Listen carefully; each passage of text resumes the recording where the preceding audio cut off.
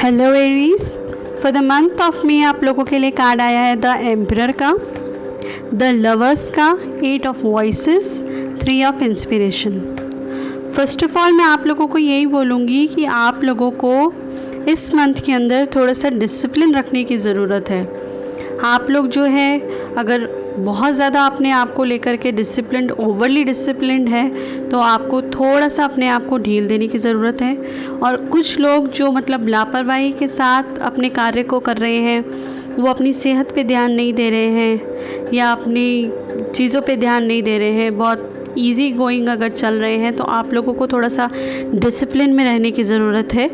और हाँ, घर के जो बड़े हैं उनके साथ थोड़ा प्यार से पेश आइएगा, क्योंकि हो सकता है कि आप लोग अपने काम को लेकर के काफ़ी इरिटेटेड रहें और हो सकता है कि उन लोगों की सख्ती की वजह से, घर के बड़ों की सख्ती की वजह से आप लोगों को थोड़ा सा नेगेटिव थॉट्स आपके मन में आए या आप इस तरह की मतलब चीज़ों को सोचें कि मतलब ये घर शायद मेरे लायक नहीं है, या मतलब मैं यहाँ पे सेफ़ फील नहीं करता, या मैं यहाँ पे काम नहीं कर पा रहा हूँ, या इस तरह का। क्योंकि घर के बड़े और घर के जो बुज़ुर्ग होते हैं, यकीन मानिए अगर वो कोई चीज़ आपको कहते हैं तो आपके भले के लिए कहते हैं, उनका अपना कोई स्वार्थ नहीं होता। तो आप उनकी फीलिंग्स को रिस्पेक्ट कीजिए, उनकी इच्छाओं की रिस्पेक्ट कीजिए। वो जो आपके लिए चिंतित है, आपको ग्रैटिट्यूड रखना चाहिए। हाँ, वो होता है कि कभी कभी इमोशंस के अंदर हम लोग कभी कुछ ज़्यादा बोल जाते हैं, पर बड़े हैं बोल दिया तो कोई बात नहीं, आप उन चीज़ों को जाने दें और मतलब कोशिश कीजिए कि आप उनकी बातों को फॉलो कर पाएँ और उसकी वजह से ना आपको परेशानी हो और ना उन्हें परेशानी हो, क्योंकि अल्टीमेटली वो चाहते हैं आपका भला ही है। तो आप लोग जो है इस चीज़ पे ध्यान रखिएगा। और कुछ लोग जो अपनी वर्क लाइफ के अंदर मतलब बॉस के स्ट्रिक्ट बिहेवियर की वजह से भी परेशान हो सकते हैं, तो अगर आपका बॉस काफ़ी स्ट्रिक्ट है और वो आपको काफ़ी परेशान करते हैं या कुछ भी इस तरह की चीज़ें हैं, तो मेक श्योर कि आप लोगों का आर्ग्यूमेंट ना हो, क्योंकि आर्ग्यूमेंट आपके फेवर में नहीं जाएगा अल्टीमेटली। तो इस चीज़ के लिए आप थोड़ा सा मतलब अवेयर रहिएगा कि मतलब आप थोड़ा सा मतलब अपने आप को इन सब नेगेटिव सर्कमस्टांसेस से बचाइएगा। कोई भी आर्ग्यूमेंट किसी भी प्रकार का किसी के साथ भी होने के चांसेस जो हों, उनसे अपने आप को बचाइएगा। नेक्स्ट आप लोगों के लिए है the lovers, 8 of voices and 3 of inspiration. Lovers की कार्ड से मैं आप लोगों को ये कहूँगी कि अगर आप लोगों को किसी भी तरह की कोई भी मतलब आप लोगों को बैड फीलिंग्स है या किसी तरह की कोई भी आपको मतलब नेगेटिव फीलिंग्स है या आपको कोई चीज़ें अच्छी नहीं लग रही या आप किसी भी तरह का नेगेटिव कोई व्यवहार आपके साथ कर रहा है, चाहे फैमिली में, चाहे बॉस, चाहे किसी भी तरह का हो, तो आप अपने पार्टनर के साथ शेयर कीजिए।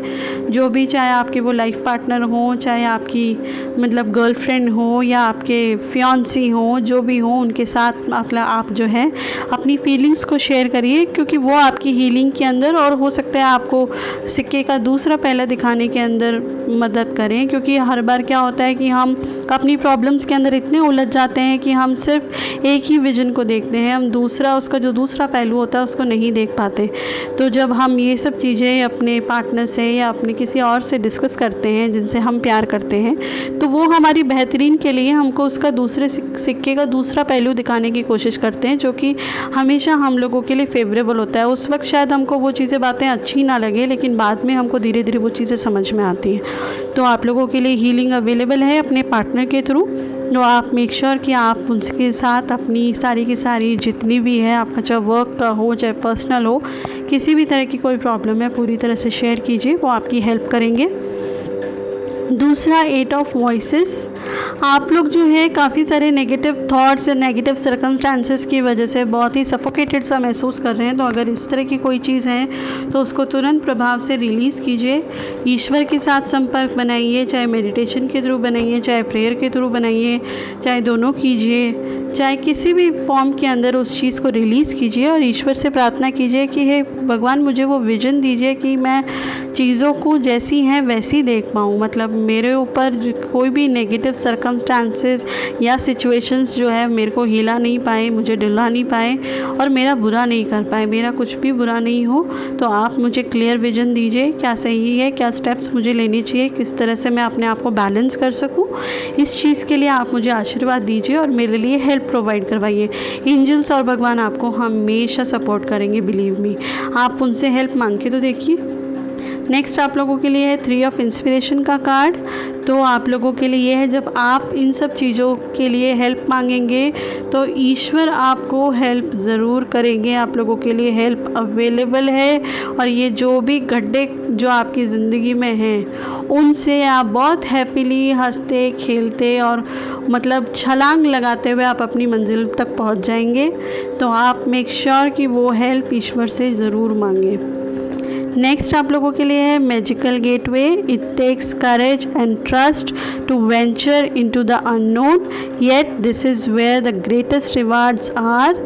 It's time to step boldly towards forward looking back.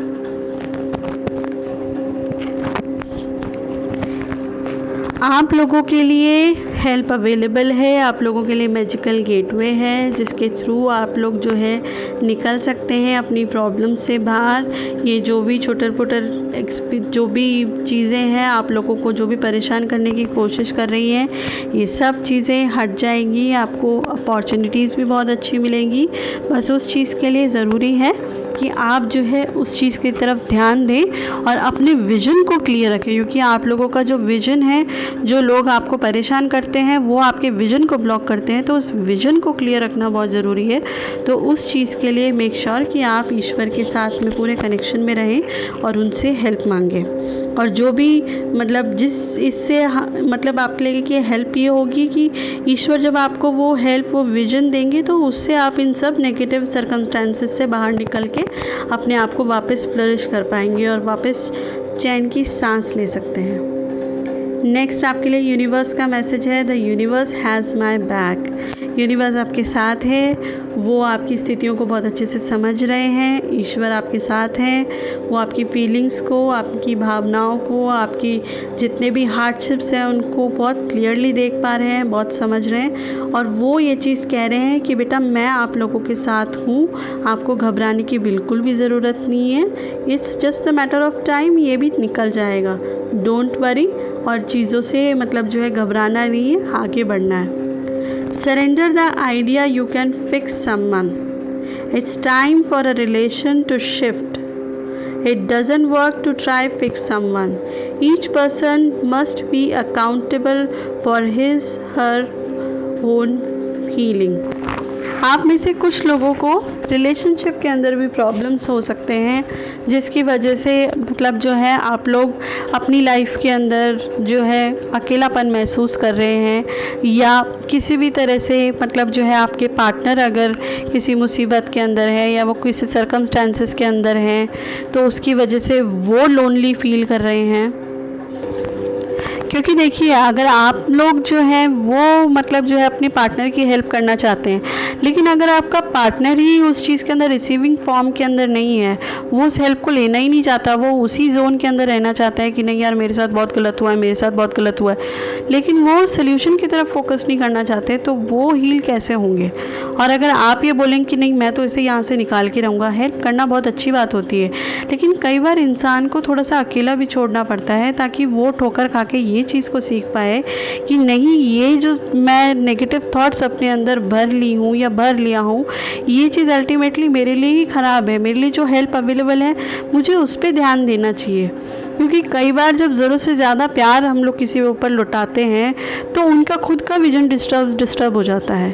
तो इसीलिए उनका विजन भी क्लियर रहे और आपकी मतलब जो है हेल्प वो लेने के लिए पूरी तरह से सज हो, इस चीज़ के लिए आपको मतलब उन्हें थोड़ा सा स्पेस देना होगा।